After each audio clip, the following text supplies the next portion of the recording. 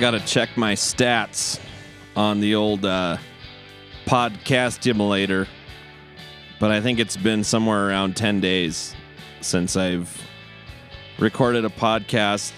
I keep having guest scheduling conflicts. It's not their fault. It's not my fault. People are busy. I got some ideas. I met this guy who was a trapper up in Alaska. That was pretty cool to talk to him about bears. He said he carried a .357 and a shotgun, but he only ever had to put down a bear with a .357. This is a genuine person from here. This is not your stereotypical whomever it is coming here and telling stories, getting out of their depth. They ran into this guy. I'm not going to give his name yet because I got to figure out if he wants to visit and be on the podcast. I think he does, but so I took my kid for a hike up Highlight Canyon. It was this little loop where if you're from around here, you've probably been on it. I'm not going to say what it is just because I don't want to, but it was a nice little hike. And the entire time my daughter is saying, Dad, what if we get killed by a bear? Like, A, you are definitely my daughter. B, let's not talk about that. C, maybe keep making noise though, because the more noise that we make, the less likely we are to run into one. I can't make words sound right. This time of evening. It's about 11:30 on a Tuesday night. It's been. Let me look. I'm going to look up the stats right now. I find it interesting. Spotify has 2 portals. They have. So let's see. The last episode I recorded. Let me finish my thought. I'll finish my thought. They have 2 portals. They have one portal for artists, and that's if you're a musician and you upload music. And the other one is for creators, and that's for people who create podcasts. So yeah, the last podcast episode was uploaded on May 16, so it's been 11 days. I can't believe it because I was going to do my best to try and do one a week. I guess I had one on the 10th and one on the 16th, and now all of a sudden June is about gone. No, wait, May is about gone. See, I don't know anything. I can't figure anything out. May is almost over. Hey, honorable mention to my pal, Sam Veltkamp. Good young kid playing the guitar, writing songs, singing. Gonna go be a nurse. Gonna go to nurse college after the summer's over. That's gonna be cool. But she had a presentation at school tonight, and it was really cool. Really, really cool. Proud of you, Sam. And your family. You all know who you are. Anyway, so we had a couple topics we wanted to talk about that Val and I wanted to talk about, but she's in bed, and I don't know what I'm going to talk about, but I've committed to sit here and talk for at least probably a half hour, maybe 20 minutes, and I have no idea what I'm going to talk about. There have been a lot of things going on in a lot of people's lives this time of year. The school kids are getting done with school, at least in Montana. And in this part of Montana, the school kids are all wrapping up with school. The teachers are probably, well, I know they're happy about that too. It's time. It's time for the kids to not be at school. And so there's that going on. If you know my wife, she's a preschool teacher, and she's getting things wrapped up for the year this week. And I just finished, I guess that's why it's been kind of tough also to put out episodes. I just finished 2 more classes in my master's degree program, which I am totally sick of. I will continue. I told some friends this a while ago. I will continue to look at the Greek and Hebrew languages, but all of my Greek and Hebrew textbooks are going to have their guts pumped full of lead in the next few days. I'm going to take all my Greek and Hebrew textbooks that I've ever owned, along with the workbooks. I'm going to go up to the hills behind my dad's house, and I'm going to pump them full of 357, 9mm, maybe even some 410 birdshot if I'm feeling happy. because I'm so sick of it. I don't know.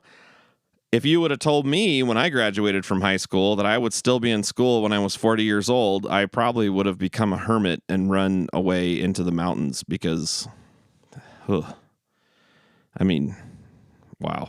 But I will say the job that I do, being a pastor at Bozeman CRC, is totally worth doing the school because they're awesome. They're awesome folks. And so if I've got to get a certain type of degree so I can still be their pastor and work with them, then so be it, because they rule, honestly. Nice little church, good group of people. And in that, I think I'm going to continue to backtrack on when I said, well, it's not going to be theology. I'm not talking about theology. If you don't know what theology is the study of God. You should have caught that by now.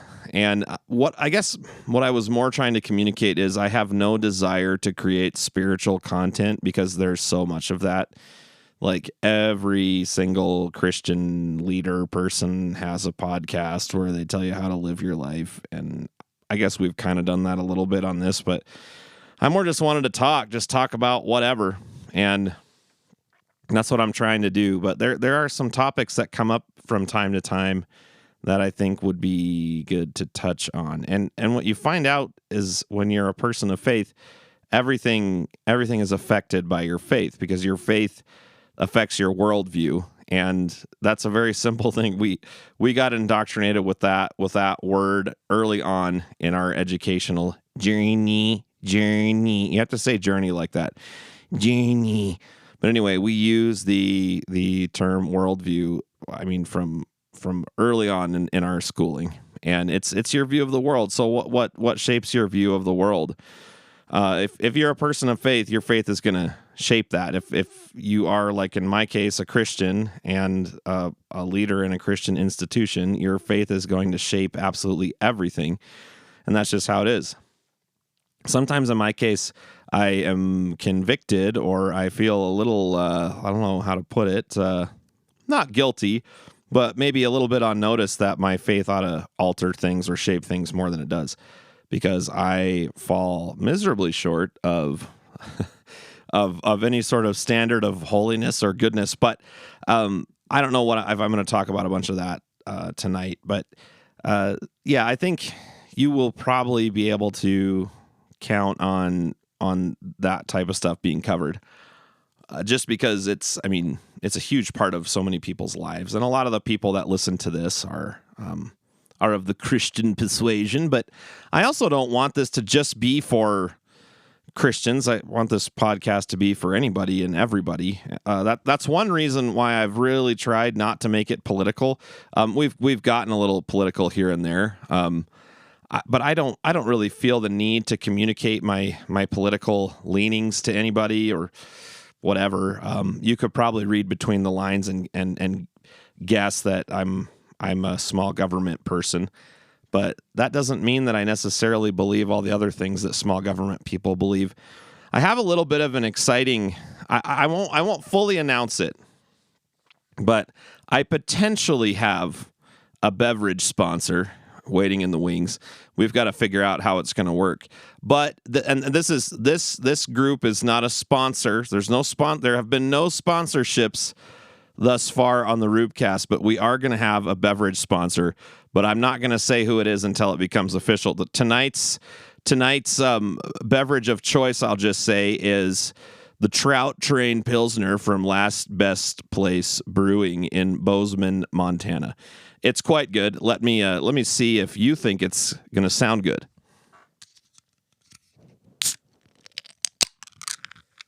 Yeah, that was a good one. This is a good old Pilsner.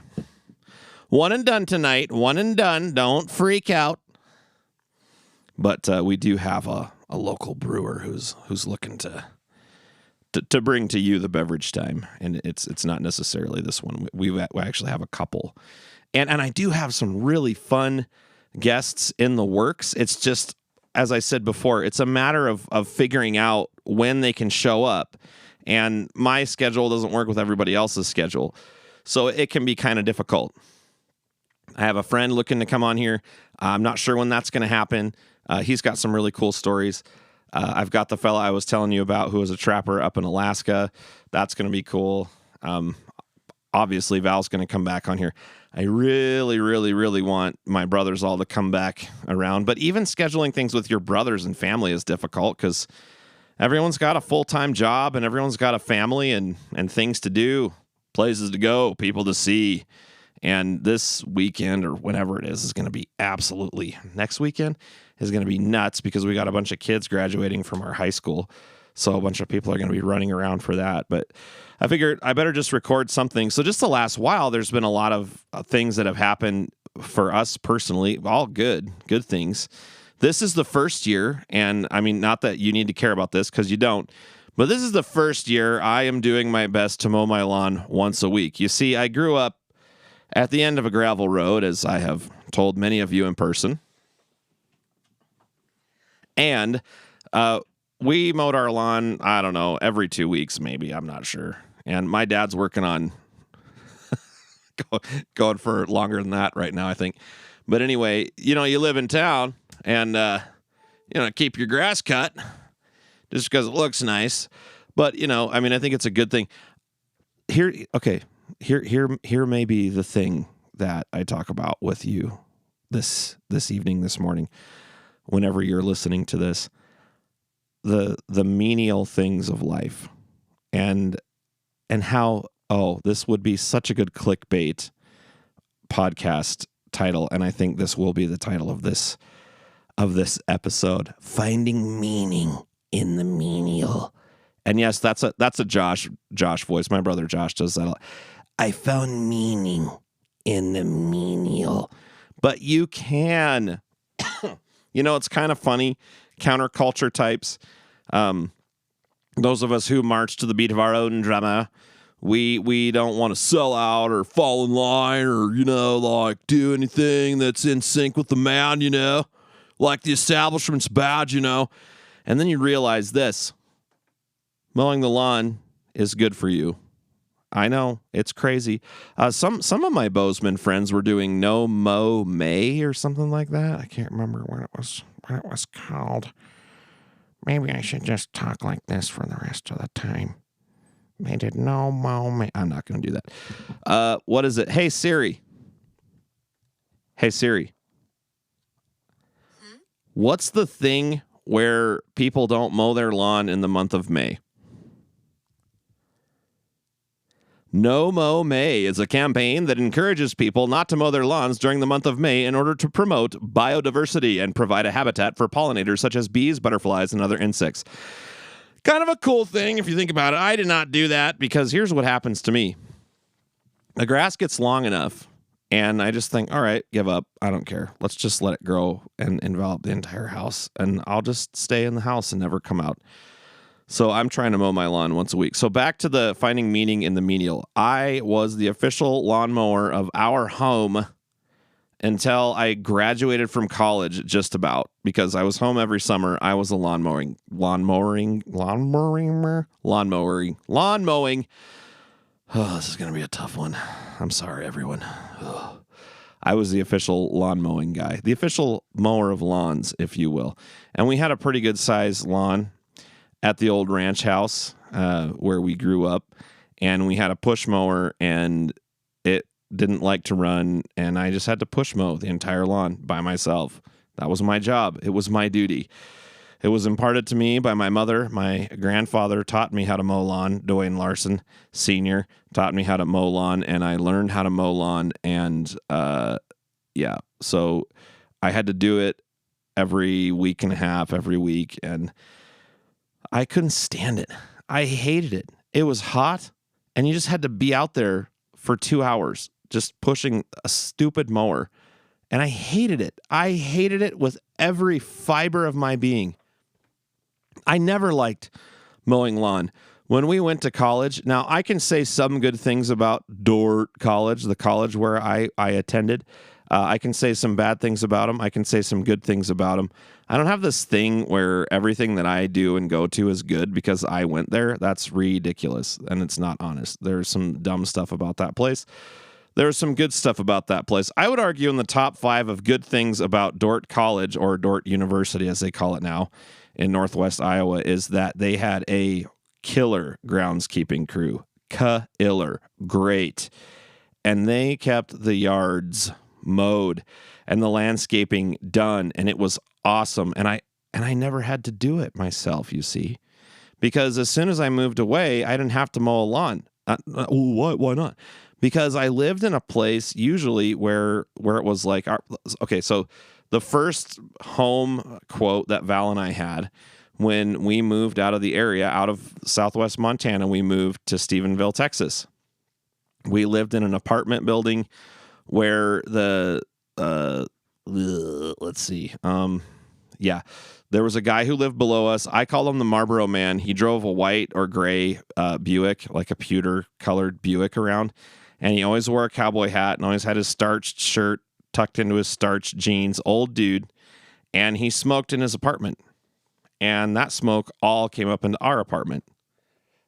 Because, believe it or not, low rent apartments in a Texas college town are not insulated well or built very tightly. And so all of his secondhand smoke would come up into our apartment. It was horrible. We moved out of that apartment, and one of our church people came up to us, because our first church where we worked at was in Texas, came up to us and said, "Oh, we just thought you smoked.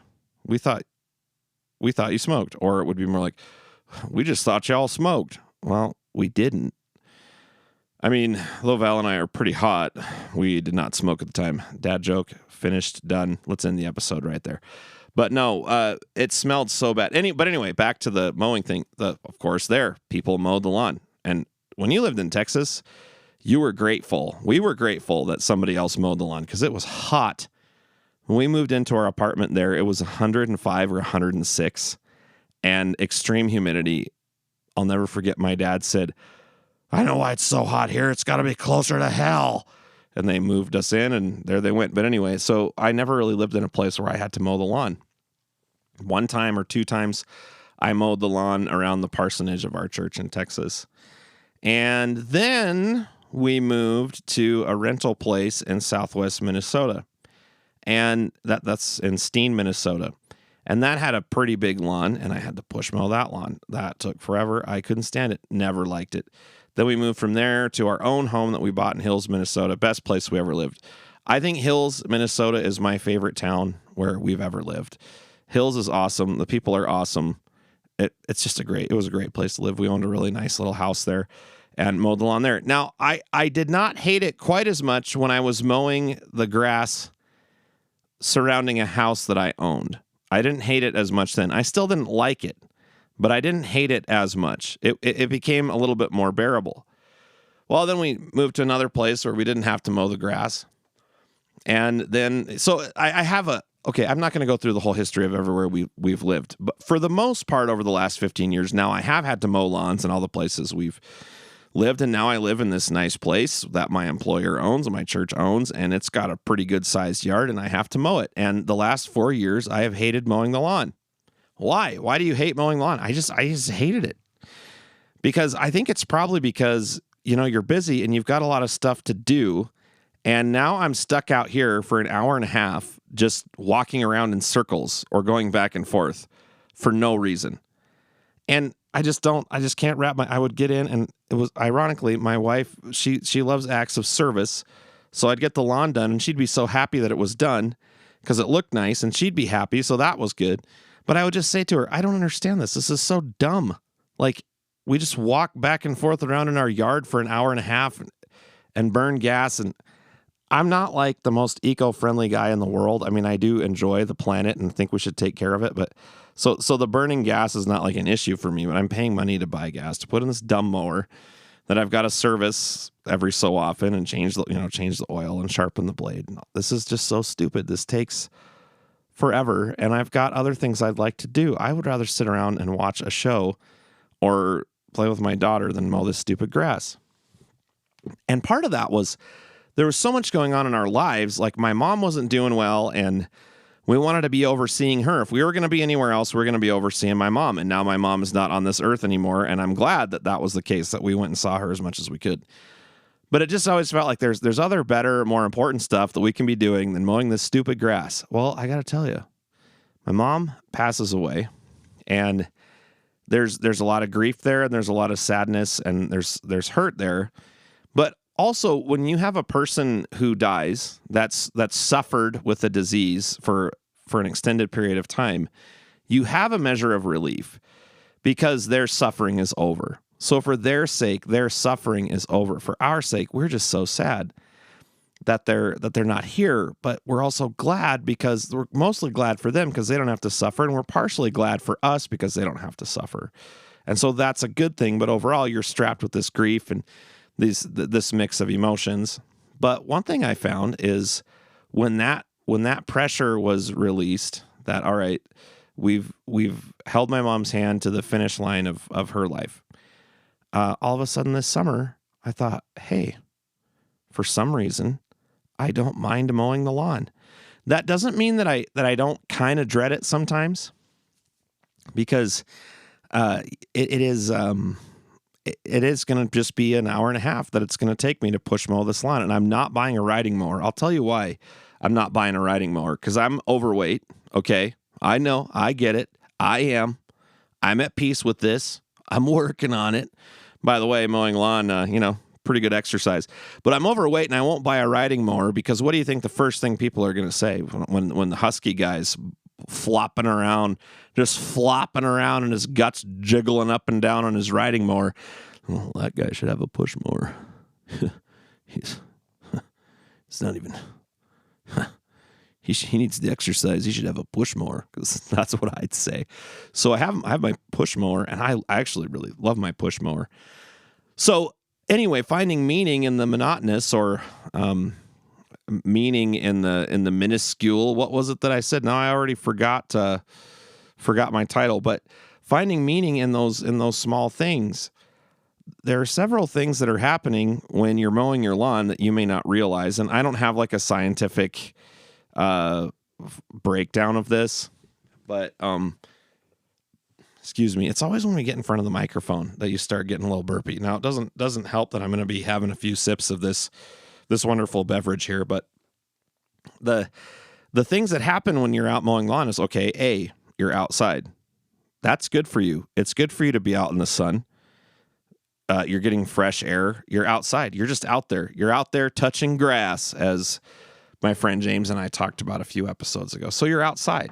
A, you're outside. B, you're getting exercise. You are out there pushing this thing around and you're getting exercise. C, you're getting something done. You're finishing a task. If you are like me and you have a job that never seems to be done, because in my line of work, it's very seasonal, and you kind of have to do the same stuff every week. And you don't get much of a sense of progress other than, all right, I started preaching this book last year, and this year we're going to finish it. By the way, we've been in the book of Acts for 2 years at Bozeman CRC, and I'm really grateful that my people have hung through it, because it's a lot. But anyway, after 2 years, we will have finished that book this summer, God willing. But anyway, if you're in a job where you don't have a lot of measurable progress, when you mow your lawn, like, when it's done. Now, that's kind of a catch-22, because as soon as you mow it, within 2 days, it looks like it needs to be mowed again. I will not ever mow more than once a week. I won't do it. It goes against my convictions. That's not how I was raised. Now, if you mow your lawn more than once a week, I get it. I understand. I will not mow more than once a week. I think that's how I said it. Sometimes I listen back to these episodes and I realize how, like, all over the place I am, and I think, wow, I need to do some work on that. I need to I need to do some work on that. So anyway, when you're doing this, there's a lot of good things happening. You're outside, you're getting fresh air, you're getting exercise, you're getting something done. And so you have that. Also, someone had told me years ago that there's even kind of a medieval element to maintaining your grounds, because back in the castle days, if they kept the grass short, people couldn't sneak up so close to the castle. Now, you can verify that historically later if you want to. But there's just a lot of good things. You're upkeeping your place.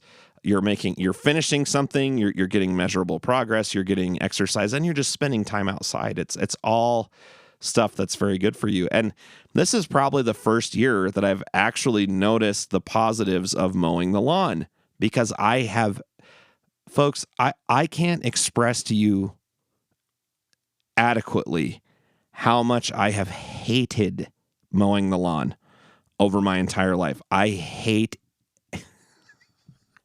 know I'm going to get in trouble with my daughter because I've said dumb and stupid and I'm saying I hate stuff, but I'm serious. I hated mowing the lawn. I hated it. I can't overemphasize that enough. There have been times where I would hover close to liking it, like when I owned my own home and I had a nice mower, and my town friend Ned Wegenaut would service my mower for me every year and get it up to ship shape, and I'd mow my lawn, and it was all right. But man, historically, I just never looked forward to it. Now it's weird. Maybe it's because I'm 40. I'm going to be 41 next month. I look forward to it. I look forward to mowing my lawn. I don't even have music on. And I think there's something about the drone of that small engine and just the going back and forth and not thinking about stuff and just taking your time. It's kind of this is okay. I don't want to trivialize anybody's experience, but I'm pretty sure is it the Navy SEALs that say embrace the suck? Now, mowing a lawn is not nearly as difficult as any sort of military training, but to embrace it, just embrace it. All right, you're here for this long. This is a good thing. You're getting exercise. You're getting something done. When you get done and you do the walk around and you look at your progress, you're going to feel good. So a lot of times what I do when I get done mowing my lawn, I'll take a lap and just kind of look at it. Look at that, man. Well, it's cool, man. You see how them lines are going like that? I also do this to make it fun. I go like north, south, and then like northeast to southwest, and then east to west, and then southeast to northwest, and so on, kind of going in like a clockwise or counterclockwise pattern, depending. And that makes it a little bit fun because you're going in different direction, and it's just those little things that you can kind of find joy in, like just embracing. So finding meaning in the finding meaning in the minuscule or whatever. I'll have to go back over and figure out what my title was because I can't remember. But just finding meaning in those meaning in the menial. There it is. In those little tasks, because they can be good. There's things falling off my desk. Hold on. Where are they? We bought Zoe like a bunch of Lego people because we bought her this Lego set and they didn't come with any people. And so we bought her some Lego people, and there's a couple that have not won because they're like this assorted set. So we have this like bad guy who's got a cape and a sword and like a wolf shield. Now she took the wolf that came with the guy because that's a dog to her, but not interested in the guy. And then we've got like a steampunk guy who's got like his weird top hat and like gadgets and stuff, and they're super cool. So I says to myself, well, these guys are going to go on your desk then. And they are, and it's been great. But anyway, finding meaning in the menial, that's just one task that you can really find a lot of joy in if you have the right perspective. And I hadn't had the right perspective my whole life. And I think that does kind of get to the core of how we operate as human beings.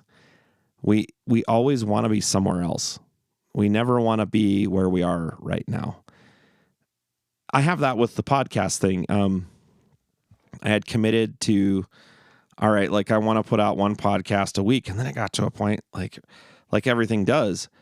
It got to a point where this is going to become a chore. This is work, and it becomes work. And yet I've committed to doing it because I think it's good. I think the process is good.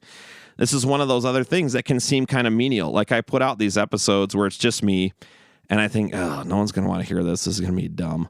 But I just put it out. Why? Because I think it's good. I think it's good for me to do it. And if you want to listen, that's great. If you don't, I don't care. I love it when people send me little messages and say that they liked this or that. That's fine. I think I'm more doing this because I enjoy doing it. And that's what I'm doing. But anyway, finding joy, this can become a menial thing, what I'm doing right now. There are other things I would rather be doing right now. But I do think it can be helpful to talk about some of these things, even I call these solo episodes when I don't have a guest. And I'm going to keep putting them out. Sometimes I'm dissuaded from putting out a solo episode because I think, oh, it's not going to be fun. No one's going to listen to it. And then I look at the numbers, and the top episode that we've had is the one with Caleb. That one has 95 plays. I think the next one down is the one that I did with Josh, and that one has 83 plays. And then the next one after that is the one with Jabin that has 70 plays. But then all the rest of them are averaging about 50 to 60 plays. So great. Don't care. It's cool that I can see it. I mean, if no one was listening, I don't know. I don't know if I would do it or not. But I guess there's enough folks that I've run into that I think, well, if you're enjoying just standing around talking about stuff, you might enjoy the podcast. So I'm going to keep doing it. I've committed to keep doing it, and I'm going to keep doing my best to put out one episode a week. I'd like to do more, but you know how life is. It just gets kind of tough. But I think there's something to that. Okay, meaning in the menial. So these menial tasks. I mean, you could think about peeling potatoes. That's one that I can't stand. Well, think about this. Where am I when I'm peeling potatoes? Unless I'm on cooking duty for some organization, if I'm peeling potatoes, I'm probably with my wife or getting ready to have dinner with my wife. There's a good chance my little girl is next to me. And then I can start thinking about, okay, how many years do I have left to peel potatoes with my daughter? How many years do I have left to peel potatoes for a meal that I'm going to prepare for my family in this form? And by form, I mean right now, daughter's 4.5, wife is 41. I'm going to be 41. You don't get this day back. You don't get it back. And so those menial things, if you can just have the perspective of seeing, actually, this is not a menial task. This is a very meaningful task. Lawn mowing has been a tough sell for me over the years, but could it be that I am supposed to have an hour and a half outside by myself where I'm getting some exercise and I'm just getting something done? Could it be that I need that? I think it could be.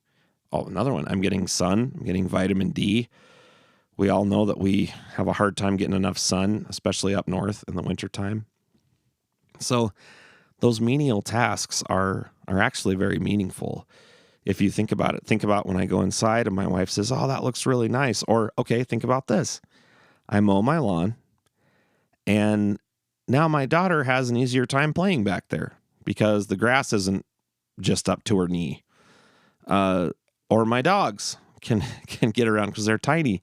They can get around easier because the grass is mowed. None of these things are actually meaningless tasks. And I thought they were. I thought they were meaningless tasks, but they're good things. They're good things to do. And I'm not saying that you should be obsessed with mowing your lawn. I'm doing the thing that I get mad at other guests for doing. I'm literally playing with a Lego man right now. But anyway, because they're cool. I can't believe these Lego guys, they come with like little accessories and stuff. It's crazy. I will say one bummer with this pack of Lego minifigures that we got. We got a hamster one, and it didn't come with a torso. It was like a person in a hamster costume. Weird, I know, but it didn't come with a torso. So I emailed Lego and I said, hey, could you folks please send me the torso? I gave them the part number. Just send me the torso. I'm not like real cracked up on hamster guy, but I mean, I paid for a torso. I'd like to have a torso. Those things too. You get Lego guys for your kid and you sit there putting them together and you just want them to be put together because it's annoying and they're folly a party. And you think, really? That's one thing I don't think you realize when you have kids is how much annoying stuff you're going to have to put together. And you get so uptight about it, but then think about that. You're putting something together that will give your child, that will bring your child joy. And even if it's just for like 5 minutes, it's worth it. So there really is no menial, no meaningless tasks. There are no meaningless tasks. Everything has meaning. Everything. If you see it right. If you see it right. If you've got to take your spouse's car to get serviced, well, that's going to give them peace of mind later on if you fill the tank of your spouse's vehicle when you didn't have to. That's gonna bless them and encourage them in a way that you would not have encouraged them if you take time. One of the things my mom always said, if you find some pretty flowers while you're on a walk, pick them and bring them to your wife, or take your wife out and go look at the stars, or whatever it is. Those things, okay, well, we're just going on a walk. What are we here for? Well, just be there. Be where you are. Find the meaning in the menial, because these are things that have to get done. And I'm feeling convicted myself, because I've wasted a lot of time not enjoying mowing my lawn because I wanted to be somewhere else. Well, where else did I want to be? Think about this. I'm mowing my lawn. My family's in the house. They're hanging out. They're right there. Every once in a while, someone brings me a cold glass of water. I mean, is there any better place to be than walking laps around my house with the people I love inside of it and going back and forth? And used to be when I would mow the lawn at this house when Zoe was 1.5, 2, she'd get up on the back of a chair and watch me through the window. So was that meaningless? No, that was really cool. She's so impressed by this lawnmower. So it's not meaningless. Everything can have meaning. I think we just have to have a better perspective, whatever that is. Getting groceries. I think if you have a mind that can center on the way that you are helping somebody or are going to make somebody's day better, that can be very helpful. And so nothing is meaningless. Now, I will confess to you, one of my most hated tasks in all the world is changing guitar strings. A while ago, I heard a friend, and he said, I really love changing the strings on my guitar. I'm like, what are you, nuts? It's my least favorite job. You've got to, usually I don't change strings until a string breaks, because that's when I know, okay, these strings are played out. Like, one broke, I'm changing all of them. And there are misconceptions about restringing guitars. People think you don't have to do it that much. If you play and you gig regularly, you have to restring your guitar fairly regularly, because strings will get kind of shelled out and dead and gross sounding and gross feeling. But I broke a string at a gig last week, and I think, oh man, it's on my main guitar. I'm gonna have to change the strings, and I can't stand it. And actually, I got to tell you this. I'll tell you this. Get this, Chris Farley. Anyway, I just pulled a Michael Scott. I just had to say the impression I was doing. Well, I'm 41. What are you gonna do? But I wanted to get a haircut before I went to my last gig, but I had to cancel the haircut so I could restring my guitar. Annoying, but guess what? As soon as I plugged the guitar in, I was so happy that there were brand new strings, and I had the peace of mind that, okay, these hopefully are not going to break for at least 2 or 3 more gigs, because I can get 2 to 4 gigs out of a set of strings, I'm finding, and I hit my guitar really hard. I beat that thing like it owes me money. I hit it. One of my worst pet peeves is when I see people playing guitars and they don't hit the thing. Hit it. More sound comes out when you hit it harder. Kind of like annoying people. You hit them hard enough and more sound comes out. But if you hit them really hard enough, sound will stop coming out. Anyway, but that menial task, so annoying. I'm sitting here. But you know what? I think I needed to sit there. Now I'm looking back. I took the old strings off. I gave my guitar a really quick polish. I put the new strings on. I sat there and just did it. So maybe the lesson is that stop trying to be somewhere else. Just be where you're at. There's really nowhere else you can be. You can think that you are somewhere else, but you're not. So don't use your phone to be somewhere else, or stop thinking about the somewhere else you have to be, and just be where you are. Be where you are. And remember, nothing is meaningless. There's not one meaningless thing. It might seem that way, and I will give into that later probably. Oh, this thing is so meaningless. I can't believe I'm doing this. But nothing is meaningless. So you know what? Enjoy mowing your lawn. Enjoy peeling potatoes. Enjoy preparing whatever annoying meal that takes way too much prep. enjoy reorganizing your kids' toys with your kids without yelling at them. Enjoy taking your car to get the oil changed. You can often use those little times as little rests and times to reflect on life. You could even pray, but enjoy it. Enjoy the menial things. You can find meaning in the menial. All right, folks, this has been the Rubecast. Thanks for listening. Hey, we got over 40 minutes. I really appreciate. I say I don't care if people listen, but I don't know. I can go back and forth on that. I like it that people listen. But I think I'm ultimately doing this because I enjoy doing it, and I hope that you enjoy it right along with me. I have some potential guests coming up down the road, but I will do my best to have one of these out a week, maybe two, depending on how the weeks go. I've got some folks kind of lined up, but once again, it's hard to get people scheduled and in here and stuff like that. I've got Josh coming on hopefully sometime in the next few weeks to share some killer stories, and we got to see who's going to break the length record. No one's broken it yet. Well, I guess James broke it. And then Jacob almost broke it. Jacob Roundtree is going to come on again at some point. I think I can say that I'm going to have my friend Ben Busalaki come on, great musician. There's some other folks that I want to have. My friend Mark and I are trying to land on a time for him to come and share some stuff. But anyway, hey, folks, find meaning in the menial. Be where you are. Thank you for listening. Have a great week.